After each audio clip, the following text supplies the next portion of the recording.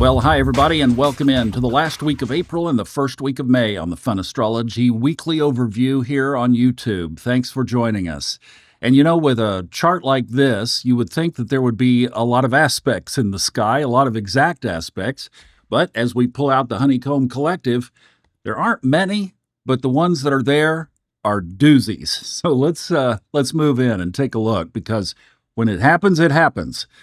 So we're entering the week right off the new moon. That was on Sunday night. I didn't mention that in Friday's podcast because I just stayed with the Mars opposition to Pluto. And if you didn't listen to that, very interesting of how we can apply this positively, this energy that's with us right now as Mars and Pluto are across from each other. But we did have the new moon on Sunday, so we're coming off of that, the creating. I hope you caught that and did some creating work over the weekend. If not, you could still throw that down today for sure, because when was it? It was at 3:31 yesterday afternoon Eastern Time. And speaking of Luna, it has a quick void of course tomorrow and then moves into Gemini. So we've got a Gemini moon coming up tomorrow. The void, of course, is only an hour and 47 minutes, and that happens probably while you're asleep. Then the first of the big ones happens at 1:15 in the afternoon on Wednesday. Venus moves into Aries, and obviously you can see exactly what it's going to do, right? It's going to catch Neptune, and that happens on Friday afternoon, just about 48 hours later.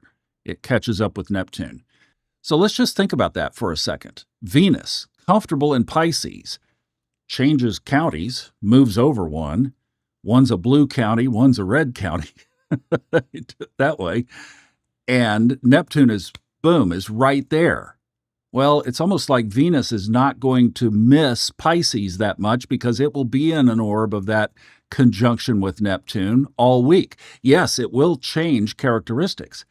And there's something interesting that's going on. I don't know if you've seen the stories on this, but after Easter weekend, it was noted that there was a surge in church attendance across the United States. Not sure about other countries, but at least in the U.S., there was this surge in church attendance. And also, I'm seeing that a lot of people seem to be flocking to the Catholic Church right now. And interesting in light of, obviously, the events with this past week with Pope Francis.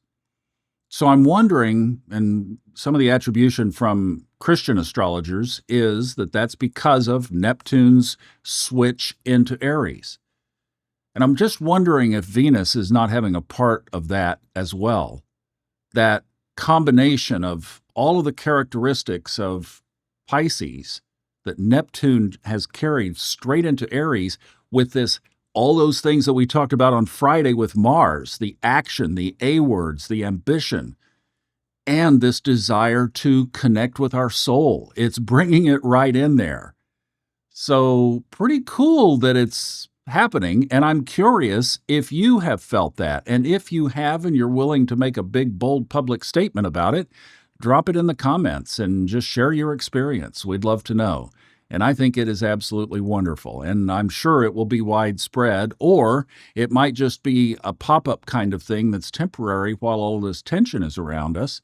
But whatever the reason is, I'm thrilled. And I think that maybe this Venus moving into Aries and then kissing Neptune is going to amplify that. So that's one aspect for this week.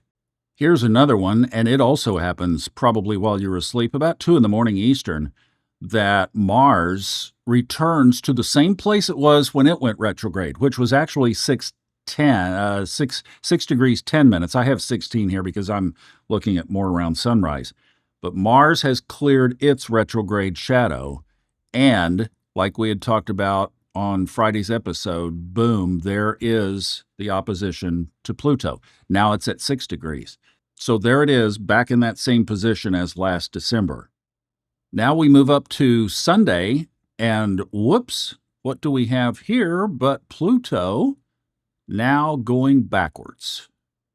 That's a terrible arrow. But Pluto goes backwards in the sky. We'll just get rid of it. It goes back in the sky all the way until October 13th. And then it will turn around. So about half the year, 5 months, that Pluto is going to be in retrograde. That's not uncommon. We don't get too excited about it, but it does bring, now you can go back because a lot of what we're talking about today threads off of Friday's audio podcast because we spent quite a bit of time talking about the characteristics of Pluto in the idea of it being in that opposition with Mars.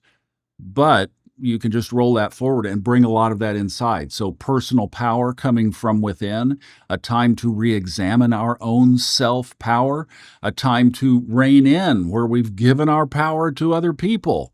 Boy, has that been a lesson lately as we're watching all these things unfold. How much power have we given to our elected officials?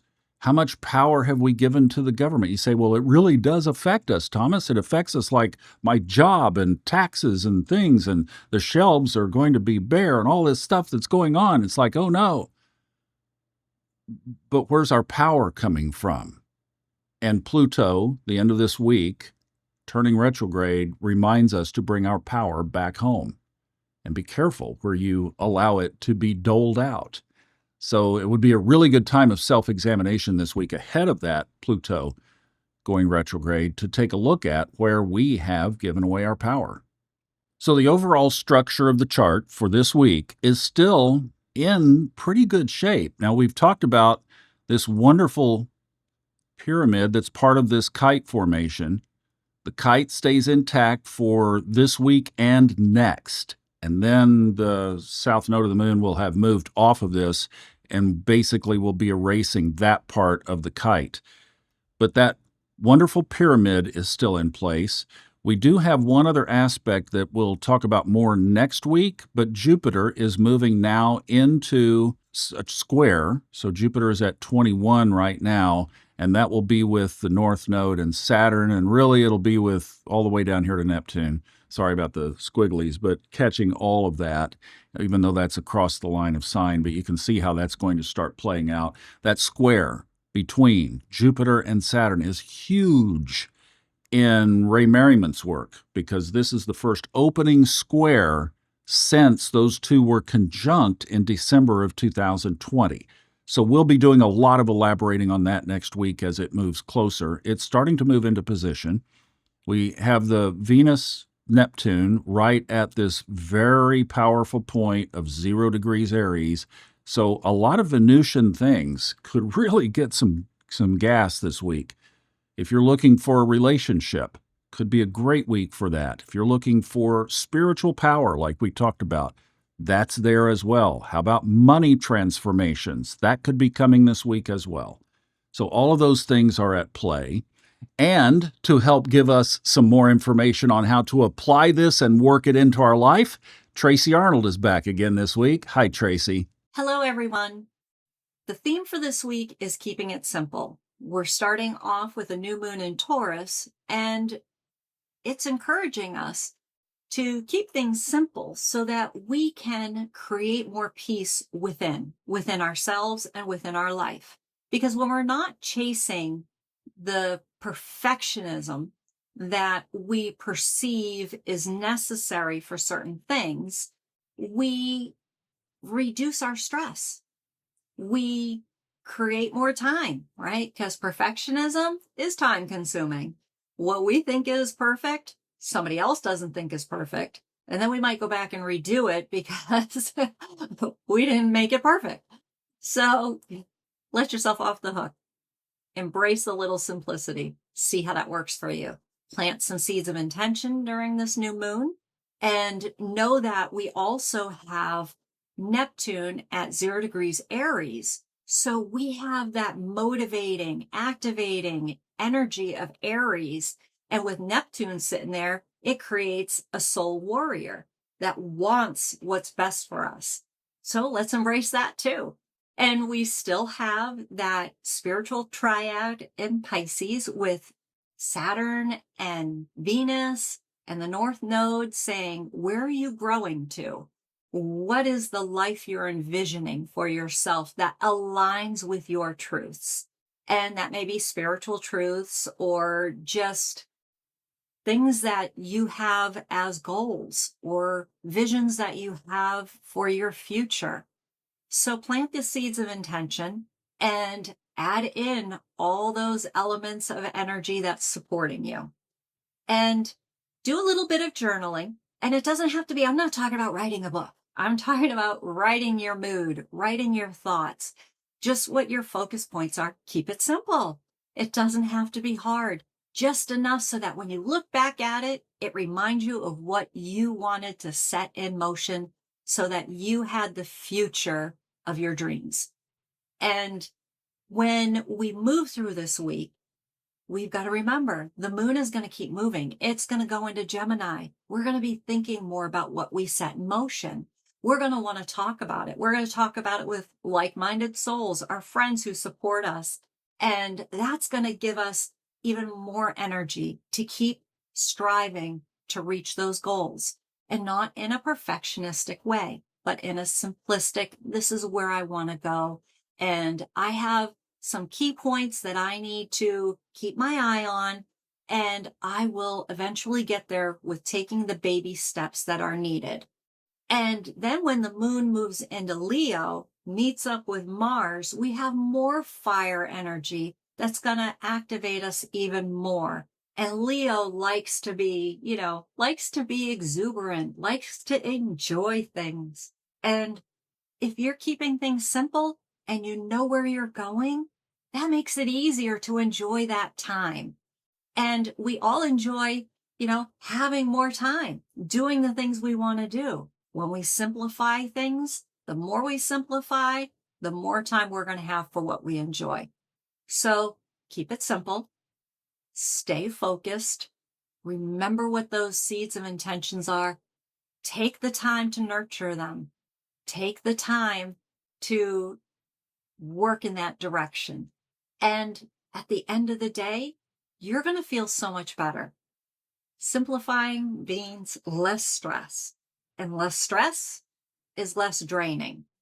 And at the end of the day, when we're going home to our house, that's supposed to be our sanctuary. That's supposed to be where we can have our time to enjoy what we like to do at the end of the day. And if you have kids at home, I know it doesn't feel like a sanctuary when you walk in the door, but it's great to see your family and to hear about their day. That is a joy in and of itself when everybody's had a great day, hopefully. So, and if you're in a better headspace, you're in a better space to have conversations when somebody hasn't had a good day, and you can help them turn a bad day into a good day if you're less exhausted. That's a bonus, right? That's the icing on the cake of simplicity. So give it some thought. Envision what that looks like for you and how you can get there, because we all need a little more peace in our life. And if you're someone who is into meditations, I am working on a new moon intention meditation. So you can check that out on my website, soulilluminations.com. And I hope that it helps you to further get into that Taurus new moon vibe and set your intentions and just let it go so that it can arise in a natural way. I hope you have a great day and keep aligning with the rhythm of the universe and the wisdom of your soul. Namaste. Thank you so much, Tracy. Great thoughts. And thank you for watching. I hope this pulls it together well. I'm going to be focusing on Venus Neptune. How about you? And we'll see you on the audio podcasts all week. Thanks again for watching. Lots of love for a good week ahead.